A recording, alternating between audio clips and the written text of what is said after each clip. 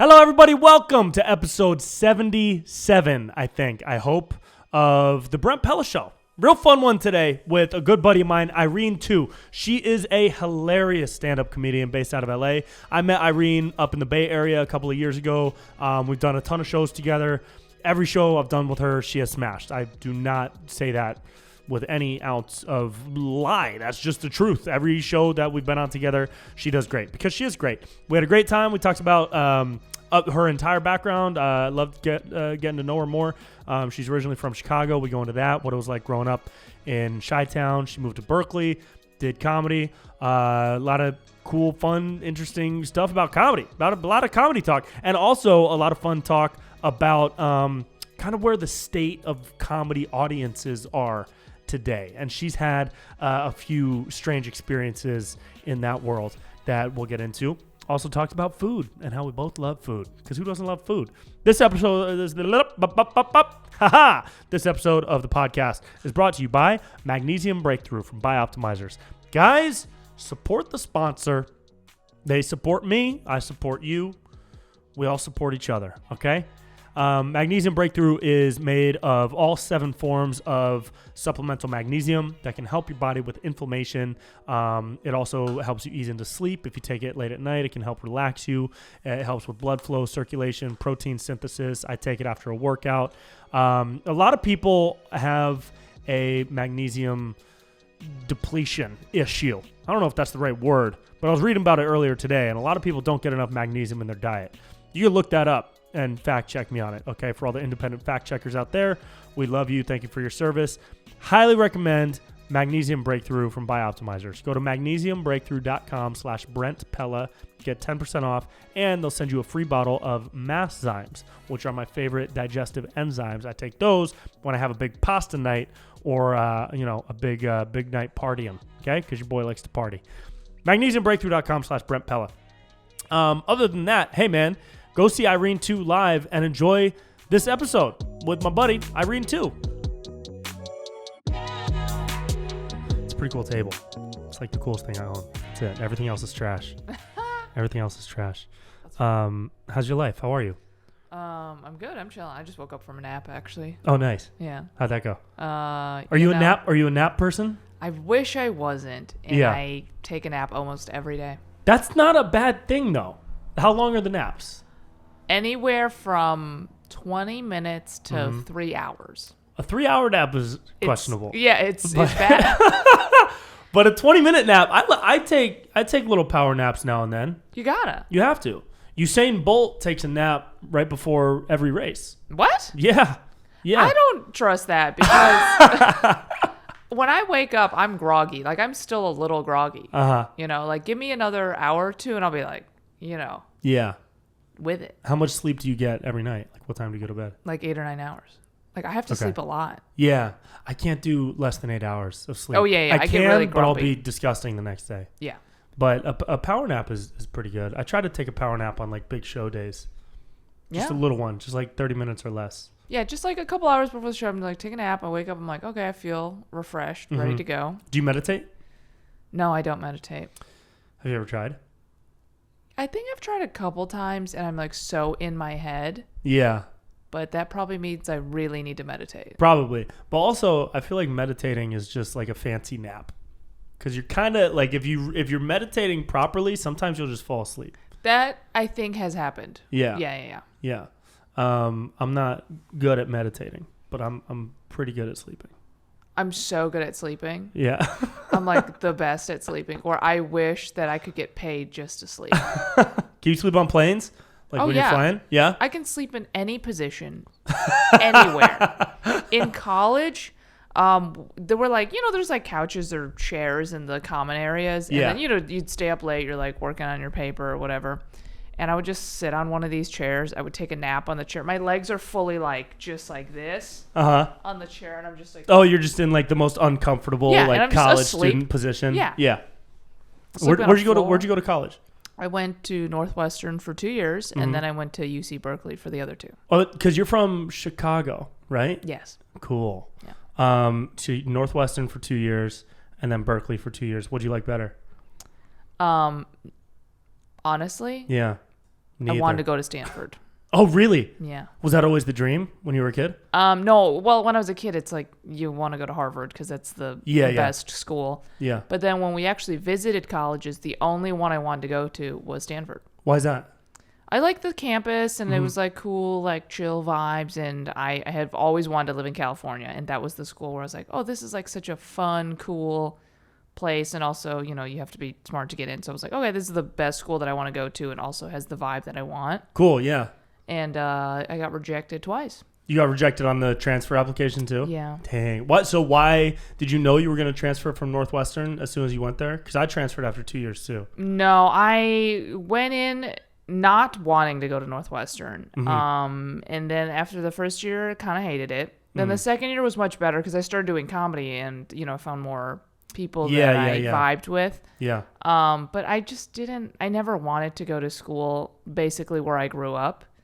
Yeah. And, you know, the winters are brutal, especially it's like by the lake. So it's like really fucking cold. It's so cold there. Yeah. And I didn't have a car. So it just kind of sucked. And then I was like, okay, maybe I'll transfer. And I tried and didn't get into the school I wanted. But I got into Berkeley and I was like, you know what? Let's just do it. Berkeley's cool. Yeah, it was cool. Berkeley's a cool vibe. I like that area. The vibe's great. Yeah. Schooling wise, didn't love. Didn't love it. Yeah. Why is that? It was way different than coming from like a private school. You know, because it's such a huge public school, and I was not used to that. The class sizes were way bigger. Way bigger, yeah. And I was going in as a junior, but then I'm taking classes with like freshmen because I have to fulfill some of the requirements. So it's like me as a junior or senior even with people who just got into college. And I'm like, what am I doing here? Yeah. With like 200 of these kids that just got here. I'm like, I want to leave. Yeah. Was the college comedy scene better at Berkeley? Because of the... No. Oh, really? It was better at Northwestern? Yeah. Why is that? Because I would assume it'd be better at Berkeley with SF right there. No. But I guess Chicago's a bigger such comedy a huge city comedy than city. San Francisco. Yeah. And Northwestern has a really big like theater program. Or I guess it's not big necessarily, but it's very selective. And it's pretty hard to get in. And the theater kids had, you know, their own thing. Yeah. And they had an improv team that I did not get on. You did not get on. You did stand up, not improv at Northwestern? Yeah, I just did stand up. Okay. And they had like a new stand up group that was starting, and I joined when I was a sophomore. Cool. And that's kind of how that's I got cool. to stand up there. Did you start going to open mics in Chicago right when you started? Yeah, so we started doing open mics. Like there was like one that was like pretty close to campus, and then occasionally I'd go into the city and do them, but I didn't go that often because it was kind of far from campus. And then we would do showcases on campus. Cool. Yeah. So were those fun? Those were really fun. Because I've been to a couple of those showcases, like during a college tour. I'll go do the show, and then they'll ask me, "Hey, can you stick around? We're gonna do like an open mic showcase thing." Yeah, and I'll watch, and it's like, you know, everybody that does it has only done stand up 2 or 3 times, and they're 20, 19 years old, and all their friends are there, and they do like 4 or 5 minutes. Yep. And they're so awkward, but the crowd is so hot. Yeah, they're great. They're great. Yeah, they're college kids psyched. like really support their friends doing stand up. Yeah. I wish I had. I never did stand up in college. I didn't start until I got to LA. It wasn't like the cool thing to do. No. It was definitely like for your acapella. friends, it probably was, right? No. Like, no, in college, the thing you want to do is be in an a cappella group. Like, that was cool. Or, I mean, if you're an athlete, like, yeah, you're Sports. a god. Yeah, Sure. But minus that. Yeah. Extracurricular-wise, a cappella or improv. Only those Did two. you ever sing? No, I can't sing. You can't sing? No. Okay. So acapella wasn't even on the list of possibilities. No. Yeah. Okay. But I tried improv, but I didn't get on the team. So. Yeah, I did a college show. I forget where it was. It was, I want to say North Dakota, South Dakota or something. And I did the show. The same. It's the same. It is the same. There's really no reason why we need 2 Dakotas. No. Right? And there's barely any people in either of them. So just make it one make Dakota. It one Dakota. There's not like they have different cultures, you know? They don't put different types of cheese on their fries. Yeah. What's the cultural difference between North and South Dakota? No one knows. Anyways, I did a show, and then after the show, they wanted me to be like I don't know, oversee their school's improv team's practice and give like notes. So you're like coaching it basically? Yeah. Oh my God. So of course I said yes because I thought it would just be like the silliest time, and it was, and they were very, very nice. Because I came up doing improv at UCB and Groundlings and all that, and it was really funny to see them do like just do like college improv. Like college improv is so funny because you don't really have a lot of life experience yet to pull from. So there's like every other joke is a dick joke or like a semi-racist joke or like just like some oddball random thing, like talking to each other like this, and then like, oh my God, there's a dog coming out of my ass. Whoa. And the other guy's, wow, we should dance with it. What? Right? And they're just like dancing with a dog that they're pretending just came out of an ass. And I'm just like, yeah, okay, so when the dog came out of your ass, I really like how you committed to that reality, but I'd say maybe frame it in a way. You know what I mean? I'm trying to like frame the shit. That's so hilarious. It was funny. It was really funny. College improv is that might be a Dakota thing. I'm gonna be fun. honest. Maybe it's a Dakota thing. I think because I went to some of the college improv shows and they were not bad. Okay, all right. I mean, Chicago's so improv heavy. They probably have great I think teachers and coaches. I think it was more based in reality, but I could be wrong. They could have been doing some shows with dogs coming out of asses. Maybe you've never seen a dog come out of your ass. I didn't see it. Wasn't there. That might not be your reality, but it is somebody's. That's it so is funny. somebody's reality. What was growing up in Chicago like? Are your parents from out there too? No, my parents are from China, so Okay, they immigrated. came. Yeah, Okay. so they came to Chicago. I was born in Chicago, and then from the suburbs. So The burbs. When I say I'm from Chicago, what I mean is I'm from the suburbs. Like Naperville? Not Naperville, but basically the same thing, and Okay. I know where Naperville is. Okay. Yeah, so it's not that far my aunt from used me. to live out there Oh, yeah? in Naperville. I went to Chinese school on Saturdays in Naperville. Really? To learn like history and culture? To learn how to like write and speak Chinese. Do you speak Chinese fluently? I would not say fluently. I Yeah. would say I can definitely get by with it. I can have a conversation and stuff like that. But a lot of words I don't know. Cool. Because there's so many words in the language. Yeah, and there's so many figures too, right? To draw, isn't there like a? Like every ridiculous word is a number? different character. There's no alphabet. Oh my God, that's wild. Yeah, so it's just like thousands and thousands, I think, Just of characters. of memorizing characters. Yeah. Wow, is that hard? That's got to be the hardest part. Oh yeah. That's why I like stopped at one point because I'm like, Mom, I'm done. I can't. When am I gonna use this? I mean, I probably should have kept going, but it was brutal. But it is beautiful. The characters 100%. and the writing and the language is beautiful. But it's the just endless. memorization, right. There's no literally. I mean, there's words my mom can't even read. You know what I mean? Like there's so many words and characters. That is wild. Mm-hmm. That is wild. I want to learn Italian. I have a lot of family members in Italy and that speak Italian. But it's really hard. I feel like it's hard to learn stuff as an adult. Yeah. You got to kind of drill it into your brain early. That's true. I think languages, it's much easier when you're a kid, but I think the way they do languages, like when they teach you, it's all like messed up because they always focus on writing. You know, like I took 10 years of Spanish. I can barely speak Spanish. Yeah. You know? Yeah, same. Like you have to like go to a country or just like speak it every day to like learn how to. Yeah, you got to find like a group or like people to converse with regularly. I went to Italy a couple years ago and I tried to do like flashcards. Totally failed. But I was trying to like inundate myself with Italian stuff. Yeah. And so I started listening to Italian music and like watching Italian movies. But the Italian music was hilarious because every guy that speaks Italian just sounds like they're hitting on you. Really? Yeah. I mean, they're just like, hey, and that just means like, hey, what time is the pizza place closed? But it's really, it sounds like, because it's like a romantic language. So if they're looking at you like kind of in that cocky, like, hey, what? So like I would listen to these Italian rap songs and it was just really funny to hear. There's Italian rap? Oh, yeah. Oh, I'm fully just thinking you're cool. listening to like arias or something. No. I found some like underground Italian rap. Wow. And it was cool. It was like, I mean, obviously the like, stuff they rap about. Yeah, what do they rap about? Just like pasta? Like I don't get it. I live in a village and I have pasta. I don't know anything about Italy. Yeah, I got pasta. Yeah. You give me your fork, I'll give you some mustard. I don't know. They would rap about like, I got a car, she wants to get in and ride it. Oh, so same like stuff. Me. Same stuff. Oh, okay. You know, I don't know if there's that much of a difference between like the stuff they rap about.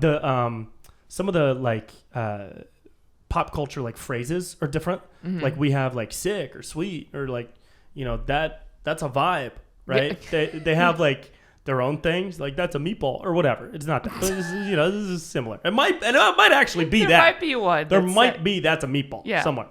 I should try to coin that. That could be like my comedy catchphrase. Hey, calling it right now. After a joke. Yeah. And that's a meatball. So you did Chinese school in Chicago. When did your parents come over? Did they know each other?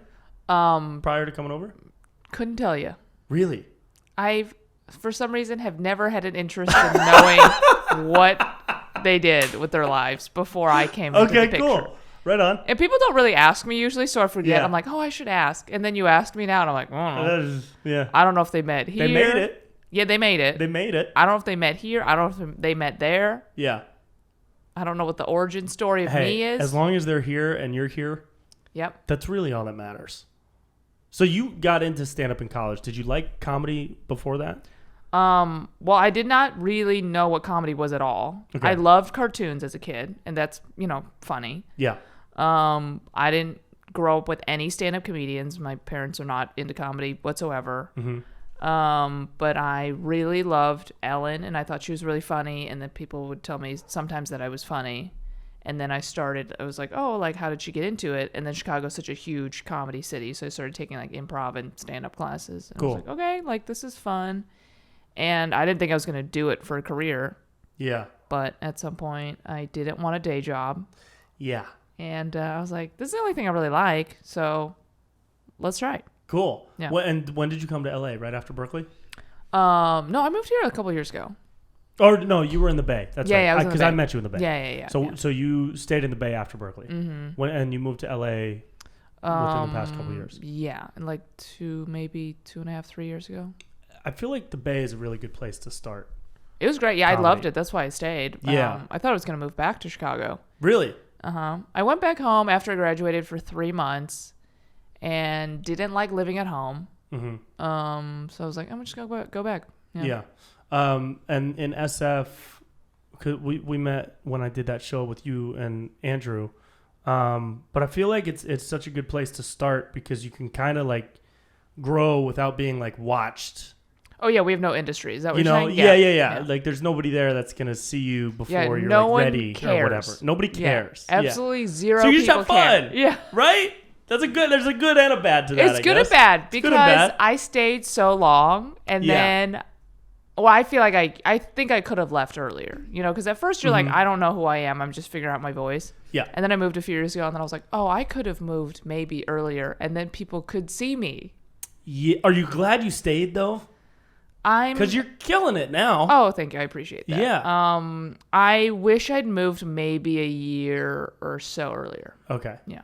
All right. Well, you're gonna have to live with that regret forever. So I hope that knife wound feels that pretty extra good year, in your chest. Yeah.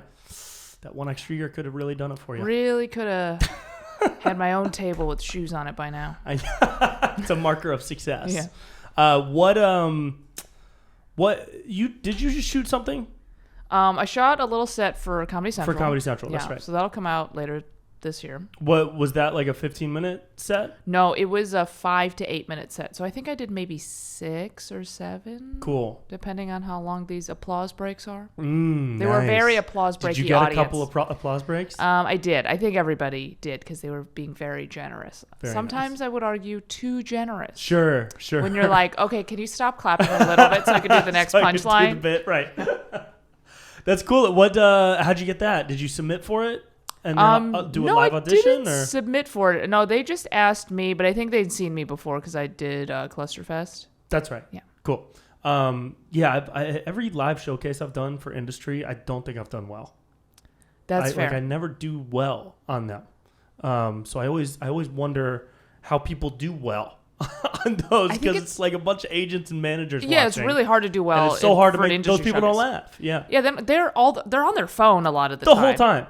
Yeah. Blatantly. Yeah. Not even pretending to watch the show live. Right. They're like, I gotta answer an email or something. Mm-hmm. Yeah, I think I auditioned for JFL maybe twice now. Have you done JFL? No. Okay. That's what I'm saying. I was like, and I think I did like fine both times, but Yeah, I didn't get a call back, I think, the second time I did it. Well, yeah. That was this, most recent time, and that was dramatic. Yeah, was it? Well, you remember what happened with JFL this year? Because they split. Oh, because of the man. Yeah. Yes. The man. Okay. Yeah. And also, you guys can look that up. You can figure it out. You can look that up. But also, it wasn't in Montreal this year. Right. They split it between New York and LA. Yeah. Yeah. JFL, for anybody that doesn't know, is the biggest comedy festival in the world, I'd say, just for laughs. Very prestigious. Kyrie, our homie Kyrie, got it. Yes, he did. Very excited for him. Super happy for him. Very funny. But that's cool. You've racked up a bunch of cool credits and toured with some pretty rad people. Like Patton. Yes. Patton seems like such a cool guy. It's just so nice. Extremely talented. Yeah. I wish I was that funny and we all? Prolific. Yeah. Yeah. What's his style like in on stage? Because I've only seen him in short clips here. Oh and yeah, there. I mean he's kind of more of a almost a storytelling-esque kind of stand-up. It's not like set up punchline. Yeah. I think he does a good job having like a through line in his shows and his hours. Yeah. Yeah. He's really cool. How did you start working with him? His manager saw me open for Brian Posehn at a show, and one of the best sets I've ever had in my life. Nice. Is it on tape? Absolutely not. Of course not. No, it's not good even things audio never recorded. Get recorded. No, it's impossible. It's gone. Yeah. To the ether. Yeah. I don't even think it was necessarily my strongest material. I remember I did like some newer bits, but like for some reason the crowd was very good. Cool. So I remember I like killed, and I was like, oh wow, all right. Yeah.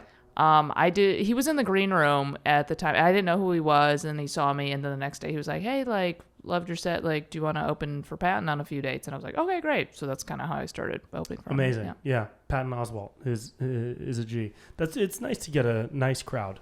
It's nice to get a hot crowd in front of cool people. Unlike the Santa Barbara crowd that we have. Oh, yeah. But the most recent one recent crowd was very good. Was wonderful. They Amazing. were really fun. The other one was insane. I mean, that was a bonding experience. It really was. Yeah. I think it furthered our friendship, 100%. and it definitely bonded you to that girl. Oh yeah, should we tell the people what happened? Yeah, so we were I used to run a monthly show in Santa Barbara. I still do. The next one is on Wednesday, September 1st. So in 2 days from when this comes out. And describe the joke that you were doing.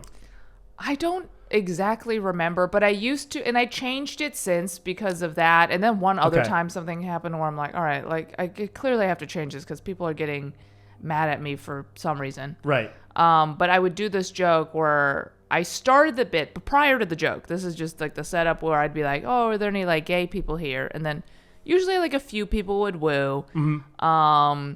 And then I would like do the rest of the joke basically where whatever. And I'm like, oh, like I feel like there's more gay people here. You know, it's like, oh, sure. there's like probably 8.5 of you or something, which is like just a bit about, someone's bi or there's more gay people. Or somebody has a little bit of gay in them. Yeah, exactly. Like and the whole point being like a lot of people are gay now and some of you are lying. Yeah. Like that's the whole joke basically. Yeah. So I think it's very innocuous, the setup.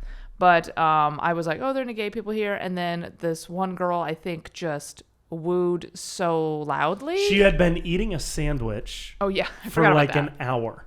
And talking to people around her, like little side room. Yeah, she was just distracting the whole time. Yeah, just distracting and eating her sandwich like loudly. And she raised her hand like mid-bite and gave like a, yeah. Yeah. Right? Yeah. And then I just was like, oh, and I was like, oh, are you really gay? Because it just seemed like she was wooing to be to get attention. Yeah. Like to be disruptive, the center of attention. I don't think I was assuming she didn't even hear my joke. Really. She just was like, woo. Yeah. And then I kind of was just making fun of her because I was like, oh, that's like such a straight girl thing to do. And just be like, woo, I'm drunk. Right. And then she got very upset about it later. Yeah, she got so upset. She got up and started talking back and then tried to complain to the bar.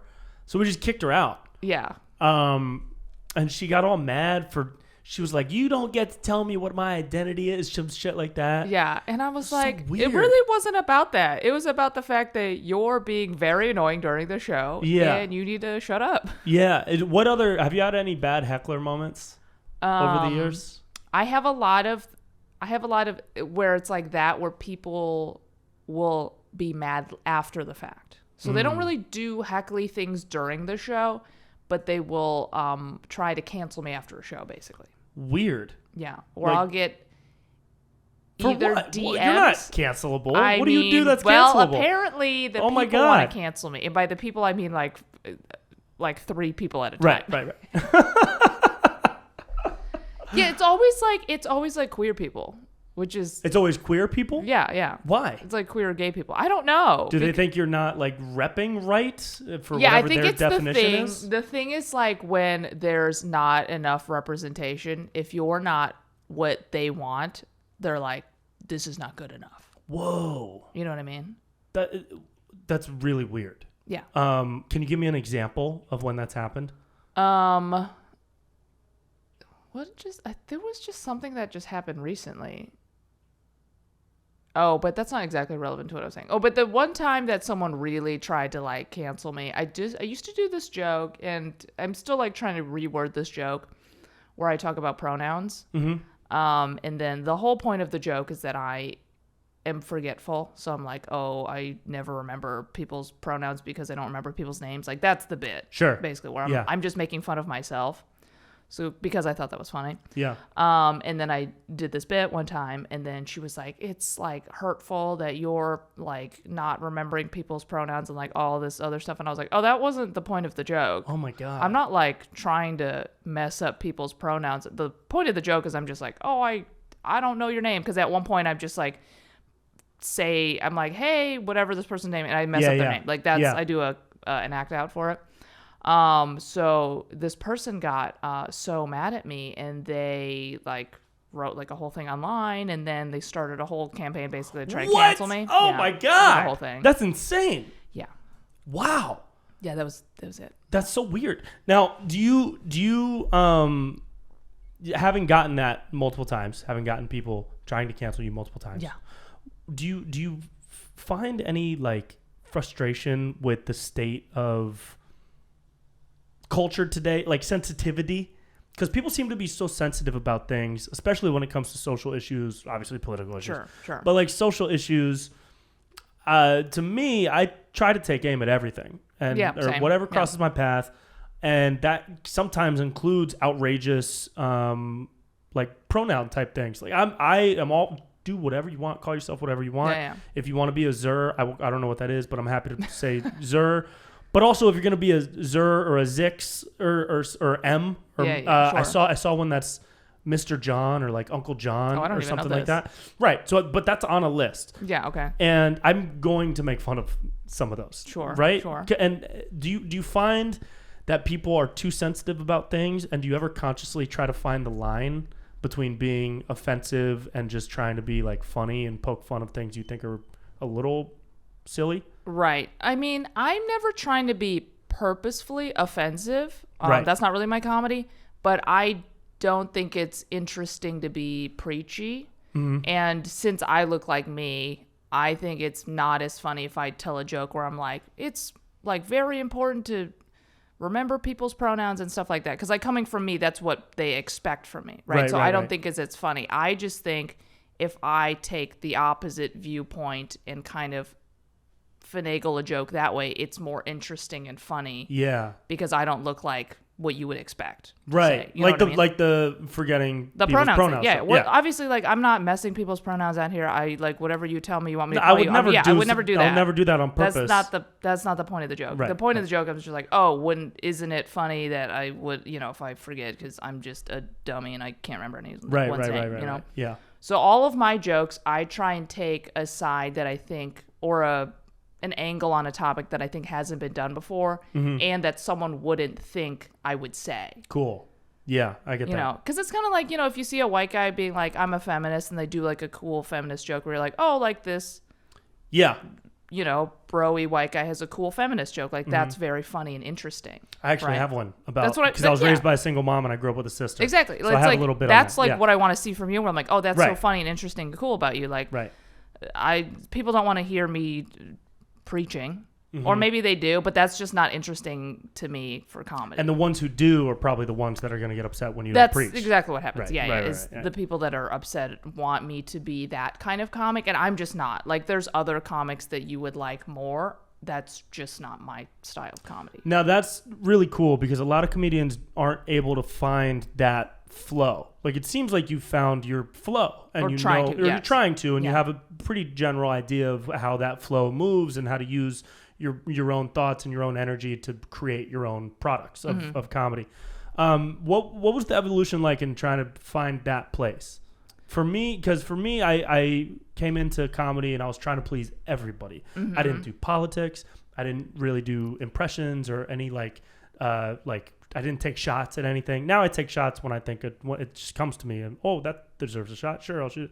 But back then when I was first starting, I was like, oh, I really just want to be liked by everybody. So what was that process for you in trying to find this flow? I had a very similar experience where my favorite comic when I started, and the reason I started doing stand-up, was Ellen. And she's very clean, observational comedy that anybody can watch and kind of like Seinfeld, where it's like, nobody's really going to be offended. Right. And I also wanted to be liked. And I was like, okay, I have to do comedy that's very clean, inoffensive, that kind of thing. And it really wasn't me. And that's why I kind of stopped doing stand-up. I was like, okay, I started doing stand-up a little bit. It was like, I don't get it. Like, I don't get stand-up because it wasn't speaking to me. So then I started doing some more improv. Then I got back into stand-up because I started talking more about myself. I was like, okay, and I came out or whatever, so I was like talking about like gay stuff. Did you come out during your first years of doing stand-up or prior to doing stand-up? It was like kind of together. So I came out when I was 19, and I started stand-up like when I took a few classes and then kind of quit was when I was like 16. Cool. So prior to me coming out, I was just doing me like teenage stand-up be like stuff. Oh yeah whatever some setup punchline, the joke's not even funny at all. Sure. Then I started talking about like more personal stuff, and I was like, okay, like I feel like that's me. And then now I'm at the point where I'm like, okay, now I want to explore like social political stuff, but I'm not like a political comedian. I just think it's like, oh, it'd be interesting to do a bit about guns or like climate change or, kind of like more broad topics. And not necessarily just about me. Like, obviously, I'm still going to talk about like my life and, stuff I do. But I think, I love like George Carlin. And I want to do more that kind of comedy. Totally. That's cool. Damn, that's a loud plane. Loud-ass plane. Jeez. Wow. Is that landing on my apartment? I don't know, but I think we got to wait for that to pass. What was that? Air Force One? I guess I live on the fucking next to a landing strip. That's cool. And that plane also made me forget, Mike. I was going to ask if your approach to things changed at all during 2020.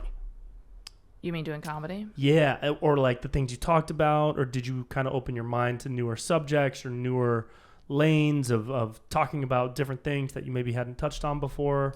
What changed for you during... Well, 2020, we couldn't leave our house. So it was a lot of Zoom comedy. So I felt like I wrote a lot of like Zoom-ish bits or stuff that was timely, where it was like, okay, this is 2020. We're talking about COVID. Like, I did a joke about drinking bleach or something like that. Yeah. So I feel like I did a lot of quote-unquote clean comedy. Because I did a bunch of corporate gigs too, because they want you to be squeaky clean. Right. Yeah, so I ended up writing a lot of jokes to fit that. And now that we're doing live shows again, I'm like, I hate that. That's not me. And I will still do it. If you want to hire me for a corporate gig, I have plenty of clean material. Right. But that's not me as a comic. Yeah. Like none of that interests me. I hate doing it. And I will do it for the money. But it's not fulfilling to me as an artist in any way. Yeah. Yeah. The Zoom stuff I stopped after a couple. I decided to just focus on videos, stuff like that. Which is great and smart, and your videos are so funny. And thank you so much. Great. Yeah. Thank you. I have they've tried to cancel me a couple times on both sides, actually. I believe it. Which is funny. Yeah, I saw a couple of your videos recently where I'm like, I see how I think either side could be mad at you Right. if you don't like comedy. Exactly. If you don't know how to laugh, then you're mad at me. And what my goal is to make everybody mad at me, so then at least they can all be unified, and then I can create unity in the world, and then we will be one united country. You know? Yeah, just a country that hates Brent Pella. If everybody hates Brent Pella and has that one thing to agree on, just like we agreed on how crazy Tiger King was, then we can become more unified. Yeah, no, it's funny. I like I said, I didn't do any politics before 2020, and then I just got like mad at stupid people or people I thought was stupid. You know, being stupid is subjective, whatever. But you know, I thought everybody in government was stupid. I still do, and you know, and I think a lot of extreme people on both sides are stupid, and I just got mad at stupid stuff, and I just started making fun of stupid stuff, and there was a cool kind of like freedom in going into the quote political arena whenever I did, or like the really, really super topical arena of commentary and satire. There was a cool freedom from not caring about like negative comments or people thinking I'm like, dude, I've been called a Nazi and like like the people on the right have called me a Nazi, and like, I mean, you do have like very an anti-gun blue guy. eyes. Thank you so much. Yeah. They are not Italian. And people on the left have called me like a racist Trump supporter, and like I'm not any of those things. Yeah. But I kind of like just think it's so I just it makes me want to do it more and more, so that those types of people can get called out, because they get called out every time somebody in a comment section or sends me a message calling me like a racist anti-gun guy that hates the military or like a far left fascist or whatever it is. Yeah.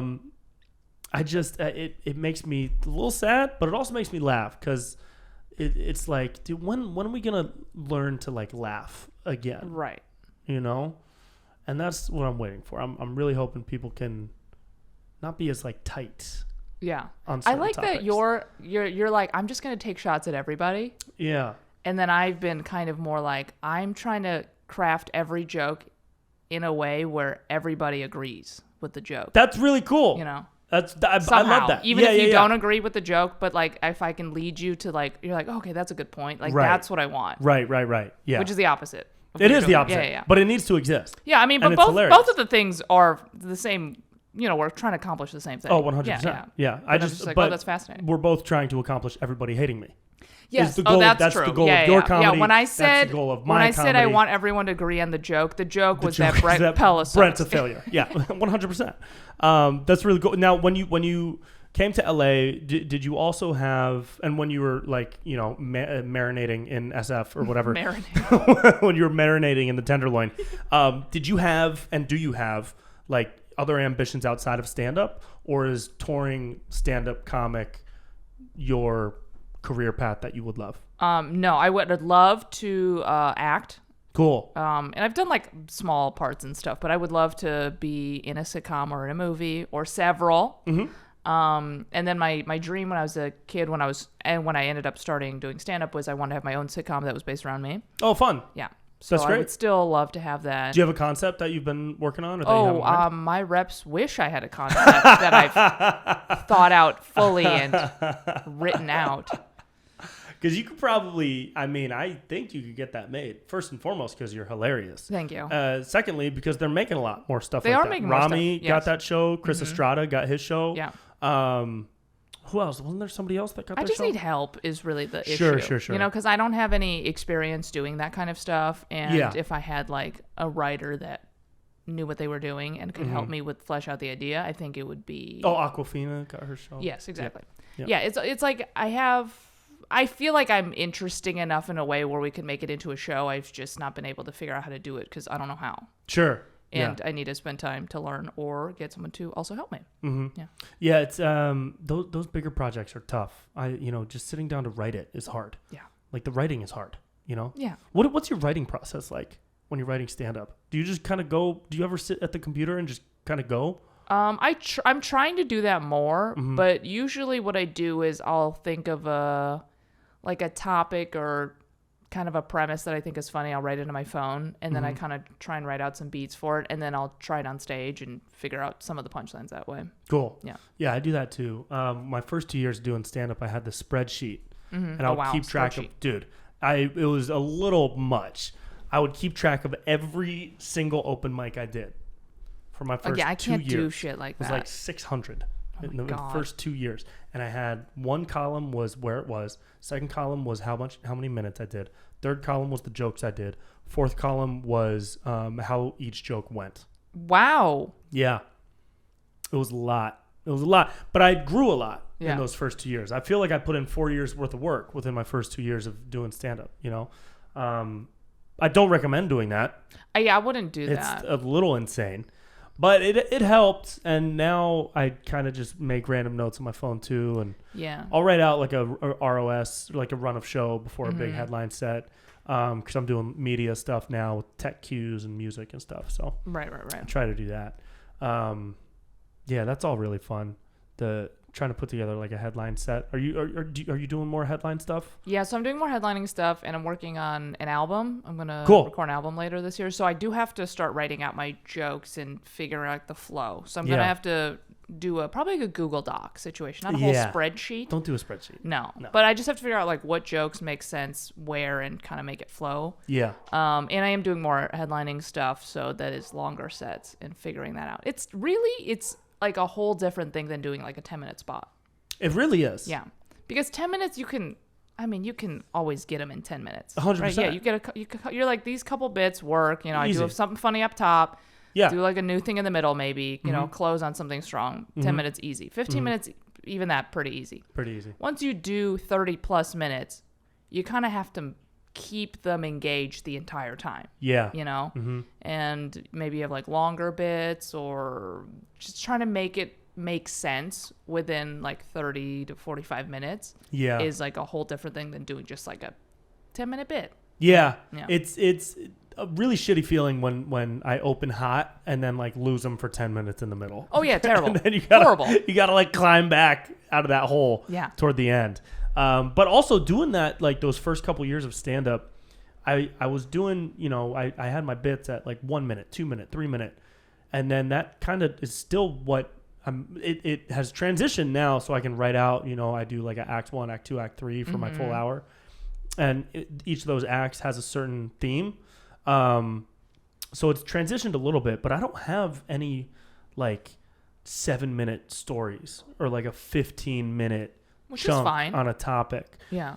I think that's fine, but it kind of took me a couple years to get to the point where I thought that was fine, because I always thought, oh, yeah, D'Elia has a 15-minute story on this. Like, look at Tom Segura has like a 10-minute story. Look at Bert, he has stories, and all these people. Whitney Cummings has this great story, and everybody had like 10 or 15-minute chunks. Yeah.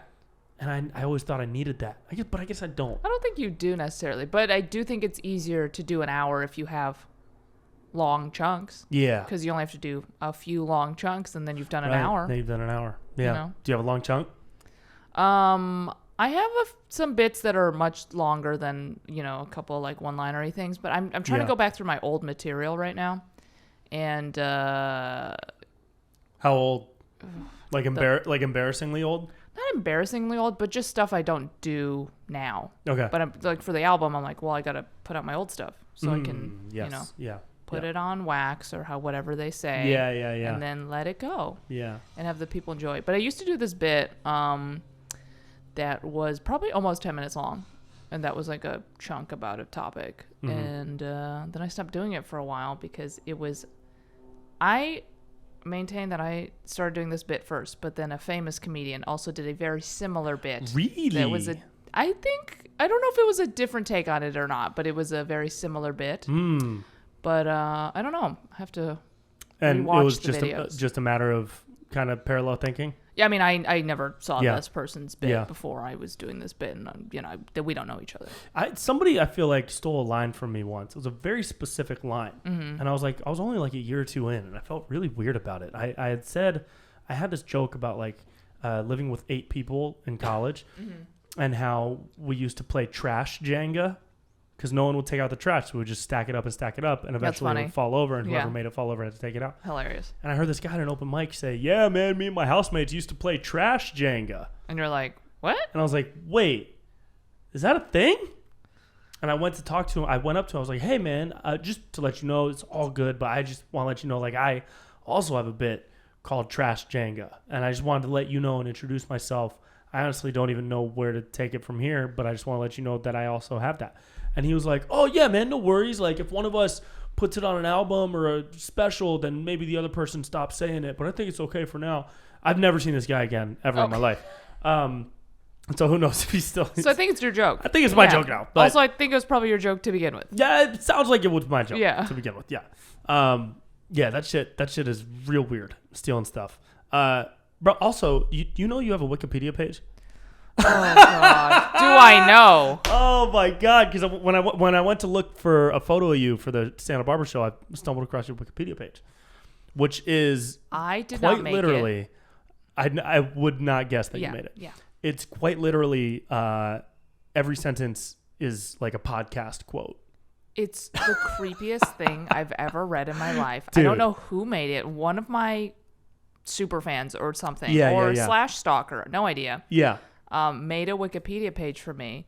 And I keep iterating that I want it taken down. I would rather have no Wikipedia page than the page I have up right now. Dude, the page you have is so weird. It's so weird. You've never seen a Wikipedia page like this. Ever. I promise. Ever. Everybody go to Wikipedia, search for Irene Tu, and read through sentences with podcast stamps at the end of them.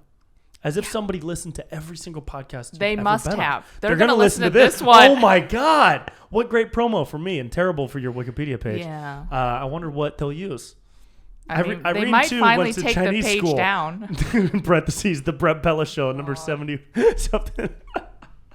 I keep telling... I've mentioned this, I think, on maybe one or two other podcasts before. I'm like, please just take it down. Make it a normal Wikipedia page. Have you requested it get changed? I don't know how to do stuff like that. Yeah. I'm not good at technology. Wikipedia is weird because it's like anybody can edit it, but you have to kind of be a Wikipedia creator or something. I'm not going to get into the Wikipedia game. So if somebody knows how to do it. We got too many other games to get into. Wikipedia ain't the game. No, for it's us. Not it. Yeah. It's not going to do anything. Like, somebody fix it. Just request it gets fixed, please. I beg you. I used to really want a Wikipedia page for myself. Oh, me too. I used want to. One anymore. Yeah, I don't. You used to. You don't want one. Now that I got one, I'm like, this is not what I asked. Like, you know when you ask the universe for something, but you weren't clear enough? Yeah. Yeah. You're like, I want to be known by the world. Okay, here's a Wikipedia page. And you're like, fuck, damn it, that's not what I wanted. Did you have any like weird goals for your career that have kind of nothing to do with comedy, but that you want to accomplish and you could potentially be able to accomplish just by being like famous? Well, I was just telling someone this earlier today. Huge fan of The Gap. The clothing store, The Gap. Yes, the clothing store, The Gap. Hilarious. Awesome. Why? I bought a lot of clothes when I was like a kid. My mom only took me to The Gap when I was a kid. So I am also a huge fan of The Gap. I'm a suburban kid. Same. Store at the mall. They have great basics. I'm doing an ad right now, I guess, for free. Great basics. They do have great basics. They do. They got solid colors. The stripe game at the Gap, unbelievable. Well, I don't do stripes, but their pants, incredible. Great khakis. Great khakis. It's a very good, like, gender-neutral clothing. Sure. In the women's section, and that's kind of the clothes I wear. Sure. Because I can buy men's pants, but, it's got extra crotch in the front. And you don't need all that. Yeah, it doesn't look good on me. Space. Yeah, it looks a little weird. Yeah. So, love The Gap, and I've always wanted to be a model for The Gap. No, oh, really? Yeah. Wait, that's super cool. Yeah, I would love that. Oh, my God, that's awesome. Yeah. So that was, like, my one goal. Oh, my God. By being somewhat famous. Do you have any, like, Gap bits about No, but the Gap? I should write a bit about The Gap. You should. I used to have a bit about it. It would not play for me to be a model at the Gap, but it was something about how it was kind of dark. I think it was kind of dark. It was something about how single moms or when a kid goes to college, their mom spends 8 hours a day just crying at the Gap. Something about that. Something about how my mom is crying at the Gap right now. Yeah. But dude, if you did like a Gap bit, that's true, and it got really popular, I got to do a viral Gap bit. Yeah. Or make like a Gap related sketch or like something like that. True. That's a great goal. That's a really cool goal. That's what I want. Yeah, I could see you on like the big front of the I would store. die. Are you that'd be kidding me? amazing. Oh my God. You can make that happen. Yeah, because it's just like, wearing a plain shirt and a jean jacket. Easy. Or, it's like and then you smile or whatever. Yeah. Oh, that's great. Plus, when you're like famous and you're modeling, they're not like, oh, this is a model. They're like, oh, I know that person from something. Right. Yeah. My friend Chloe Feynman, who's on SNL, she's just great. did something with Madewell. Oh, sure. Something like yes. that. And I've seen other people do kind of stuff like that once they start to pop. That's pretty cool. Yeah. That's pretty cool. Mine is to work with this YouTube channel called Pasta Grannies. I feel like I might have heard of that before. Very old Italian women Yeah. in Italy making handmade pasta. I feel like I've heard of this. Yeah. It is so soothing. There's so much That's sooth. incredible. I watch it at night before I go to bed. Really? A lot. Like an embarrassingly large amount. They're just making pasta. They make different dishes based on where they are. Like this British woman hosts it, and it's like a handheld YouTube show. Sure. And, she goes to Nonna Russo's house in Sardinia, and Nonna Russo is like, "Buongiorno tutti. Today I'm making." Da, da, da. She's speaking Italian. There's subtitles. The music is like this little guitar riff, and they show her making the pasta and using like fresh ingredients from her gardens, like wheat, barley, flour by hand with her organic eggs. And then at the end of the 5-minute video, she's got this beautiful dish. I've made some of the dishes. Oh, really? From the channel. You like follow the recipe? Yeah, because I cook a ton. Yeah. So I watch that show all the time, and it's like the coolest fucking thing. I would love to do that. I would die. Oh my God, that'd be so cool. Do they have like guests on ever? They never do. Oh, okay. So this would be a little tough. It would be hard. They do have pasta grandpas from like time to time. Okay. So maybe when I'm like super old. Oh, so this is like a long-term goal. It's it could be a long-term goal. But if I get somewhere in my career within the next couple of years, and because I have a food page on Instagram. Oh, it's okay, at cool. Brent's Food, and I post pictures of all my dishes. Follow this. You do. It's delicious food. And I want to do a comics dinner at some point soon. So I'll let you know about that. I want to get some friends over. We should talk about this food thing. We should have. Yeah. So I do a lot of handmade pasta. Incredible. And I post pictures of it, and sometimes I'll tag them, and I want to like get to a point where maybe they see that and they're like, hey, do you want to come be like a guest? Because I have a cousin who's in her late 60s in Italy. Oh, okay. So how amazing would it be for her to cook on an episode and me just to be there as like her sous chef, That would be really, like that would be it. It doesn't need to be all about me. Sure, but, sure. My but you have to cousin just Hilda, shoehorn your way into Yeah. I could finagle a way to get in. Yeah. That's at the top of the list for cool things. Also be in like an NBA All-Star game, celebrity game. Oh, that would be That'd be pretty cool. Yeah. How famous do you have to be to play in that? Alex Moffat was in it. He's on SNL. He's on SNL. Yeah. He was on it a couple years ago. He played in the celebrity game. And I think he was year 3 on SNL. Okay. Social media following was next to nothing. He doesn't really do social media. Because he doesn't really do social media. So he kind of just has the tag of being on SNL, right? So I don't know. But it's different these days. Like, how famous are you if you're on TV, but you don't really have a following? Right? Like, that's the new kind of world that we're there's just like two different camps, right? It's like you have a ton of followers online, or you're just on a TV show that people have seen for years. And maybe you're recognizable, but no one's going to be like, oh, that's Brent Pella from the show. Yeah. Like, I'm on Wild 'N Out now. And, yes, and I saw that. nobody's going to be like, hey, you're on Wild 'N Out, right? Like, I went to a music festival last weekend, and I got a lot of, hey, are you the online guy? Yeah. Are you the guy that does the spiritual videos? Dude, I love those. That's so fun. That's incredible. Which is great. That's really cool. So I wonder sometimes, like, what and where's the payout of that industry-wise, right? Well, they probably just, because it's like these execs that are in charge of the NBA All-Star game. So that's probably, they're like, well, we know SNL. We pick the guy from SNL. Yeah, right. And then they might not be scouring Instagram. Yeah, they're probably not searching for Gavin Newsom impressions. Yeah. Well, because they're like, oh, we don't need more viewers. People know what the NBA All-Star game is. They don't need a draw necessarily. Yeah. So I got to figure out how to use those things to my advantage because I don't have any rep. I have no rep. Yeah. So I got to figure out how to like. Well, you'll get reps at some point. Yeah. And even if I don't, I'll try to. I'm in no rush. Yeah. But it'll be cool to say like, hey, Pasta Grannies, I'm on Wild 'N Out. Oh my gosh. You ever seen that? Why don't you do a Pasta Grannies bit? I should. I think I should also do like food videos now too. That's why I was like, we should talk later. because I'm obsessed with food. Are you really? I don't make food. Yes, that's my. If I were not doing comedy, I would want to do something with food because I love to eat. Really? Very picky about food. I have I would say, very good palate. Okay. Obsessed with good food. Great. I don't really cook though. Yeah. So when you're on the road, do you seek out? I try to go to like I try to go to like cool restaurants and stuff and order stuff. What's your like? I have this too, and I'll tell you mine in a minute. But what's your like go-to type of food when you're on the road? Do you like to experience something local? Do you look for a specific, like a steak or like a unique Italian pasta dish if you're in this place? Right. Do you have anything like that? Well, if I'm in, because a lot of the shows are in a mall. So Yes. like I went to SAC recently and there was Punchline? Yeah, Punchline SAC. Yep. It's by the mall. There's nothing, you can't really eat anything good around there. So I had like In-N-Out Burger, stuff I've had. Yeah. But if it's somewhere cool, I will try to get something local. Like I think when I was in Cincinnati, they have like that Cincinnati chili spaghetti. You know that weird dish? No. It's like, that sounds wild. It's so weird. It's like, I think it's called Cincinnati chili. Okay. And there's spaghetti involved?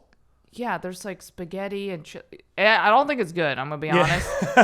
Okay. The people love it there. Yeah.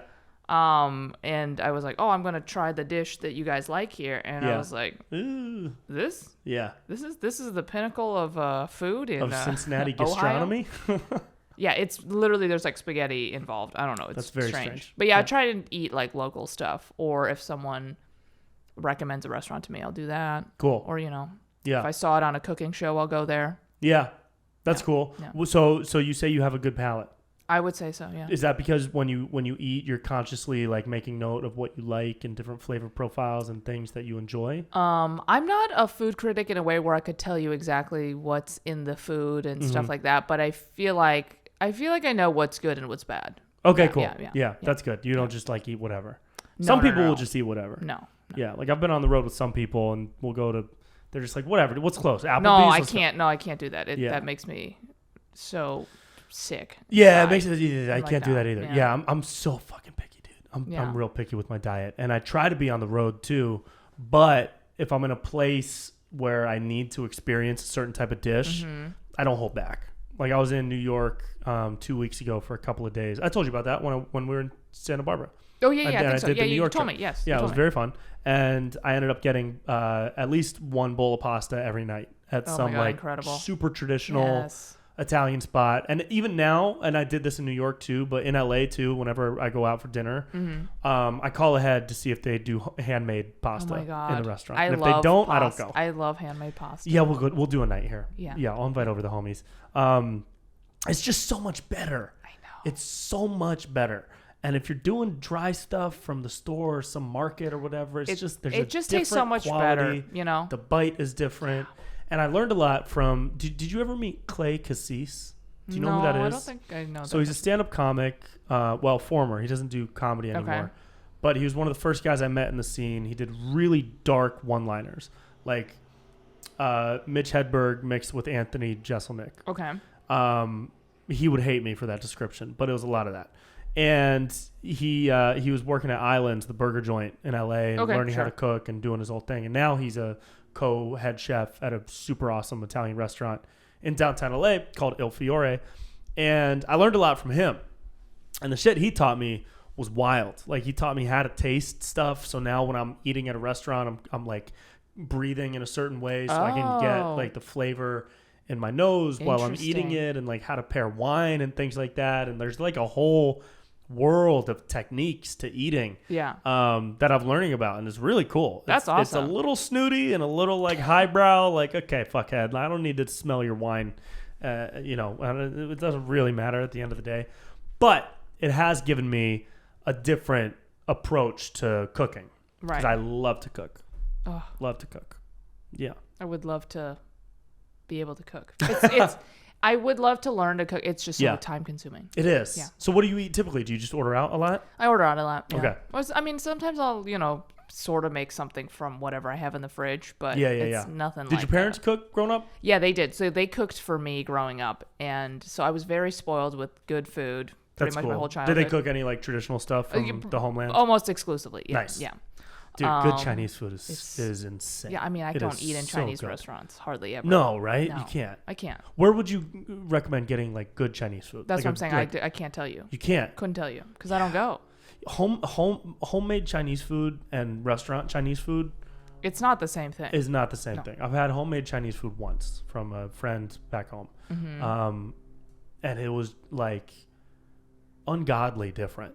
Yeah. Just the flavor and the way it was cooked and everything. Like, Well, because a lot of the Chinese restaurants that opened, maybe not now as much, but when they first opened in America, they were catering to like American tastes. Yes. Right. Yeah. So they're like, oh, how can I sell my food to these mostly white people? Yeah. To these fat white people. Yeah, who don't understand our food. Right. So that's kind of like where orange chicken and all this stuff came from. Oh yeah, that's not Chinese none at of that all. is Mandarin real. chicken. Yeah, they General just Tso's, whatever. made some stuff together. They're like, oh, they like this. Right. Let's bread it and put sugar on it and oranges. I was They'll like, love that. none of us eat that. Yeah. Like I've never had that at my house. I was like, oh. What God. kind of like traditional dishes did your parents make? So we do a lot of soups. Love a soup. We'll do a lot of like noodles, a lot of noodle soups, stuff with rice. All the vegetables are usually cooked, so we don't do any salads really. Yeah. And then like seafood or like pork is usually in a lot of dishes. So it's usually like a rice, like just plain white rice basically in the rice cooker. Some kind of vegetable like a spinach or some kind of cooked veg. Yeah. Sauteed in oil. Yep. Pretty simple. And then like maybe clams or like a pork thing, some kind of meat, and then just eat it like that. Or I'll do like a soup and noodle thing. Yeah. Like I love like a beef noodle soup. Ooh, huge fan of that. It's pretty good. It's pretty good. Beef and broccoli was always my go-to. Yeah, that's again not a real thing. Not a real thing. I don't think it is. I think or at least not in our family. That's thing. really not a thing that I've had. Yeah. My mom never cooked growing up, so I kind of learned from watching my grandfather, who his mom came from Italy, so she would always make stuff for him growing up, and it's just so good. It's just so filling. Like I'll do pasta one day, and I'm like hungover for 3 days from it. Yeah. Yeah. Did you ever watch Aziz's show and then he goes to like Italy and makes pasta? That Netflix I watched the show. I don't think I saw that episode. What? Oh, I think it was it Master of None? Yeah. Master of None. He went with his boy, right? Yeah, I don't remember what happened, but he goes to Italy. And makes pasta. Yeah. And then I was like, oh, I want to do that. That nice. I want to do that too. Yeah. Dude, during the pandemic, I was looking up pasta courses in Italy. Yeah. I really wanted to go. I was like, I just got to get the fuck out of America. I still do. I still really want to take like a 1 week that'd be so fun pasta class. Delicious. They have these training programs in Italy where you go and it's either 1 week or 2 weeks. Okay. And you are hands-on cooking for a couple days, like training, and then they put you in a restaurant. What? Yeah. So you're cooking in the restaurant? Oh my God. Yeah. Or like at a market, like a prep market. This sounds like a TV show. Yeah. But I want to do it so bad. I want to put down the phone. I want to not be on social media for like 2 weeks. And I just want to go to Italy and like cook. You should definitely do it. Wouldn't that be cool? That'd be so cool. I really want to do that. I think I might do that. Yeah. Yeah. That's basically what he did. Yeah. Yeah. You just remove yourself from this crazy place. Because shit's weird out here. Yeah, it's not good. Shit's real weird. Yeah. Are you going on tour again coming up? I'm doing some headlining dates. I don't know when this comes out, but on Monday. Oh, on Monday. Mm-hmm. So I'll already be back from this weekend. But yeah, I mean, you can look at my website for dates. But I'm going on tour on some of the tour dates with Patton Oswalt. Nice. Select few, so it depends on where you live, if I'll be there or not. And then I'm recording my album. Do you have a place already? Yeah, I'm going to do it at the Punchline in San Francisco. Nice. Home club. Very cool. Very home cool. Club. Awesome. I think we're going to just do one show. So. Ooh. One and done, baby. One and done. Hope I nail it. Cool. Yeah. That'll be right. When is that? Do you already have a date? It's not announced yet, but it'll when it next gets couple announced. months. Yeah, it'll come whenever. out. Yeah. Right on. I think we're about to hit an hour. So perfect. How do you feel? You feel good? I feel good. Fuck yeah, dude. Yeah. Where can people find you? You can find me on Twitter and Instagram at Irene_Tu. That's TU, or go to my website, IreneTu.com. And Wikipedia. Oh my God. Search Irene Tu on Wikipedia to learn all you need to know about Irene Tu on Wikipedia. That's Irene Tu on Wikipedia.com. Wikipedia.com. Just type in Irene Tu into the search bar on Wikipedia.com. Please take the page down. Irene Tu. All right, thanks. Thanks, Brent. Love you. And that's it. That's the end of the show. Thank you guys so much for hanging, for chilling, for cruising, for vibing. We got a lot of fun stuff coming up. Go to magnesiumbreakthrough.com/Brent Pella for a discount on Magnesium Breakthrough. Come see me. Show dates at brentpella.com/shows. A lot of fun shows coming up. A lot of cool announcements to be made in the fall and winter months. And hey, I love you guys. Okay? You should love yourself and love each other a little more. All right? And go love Irene. She's awesome too. Okay, everybody? I'll see you next week. Peace.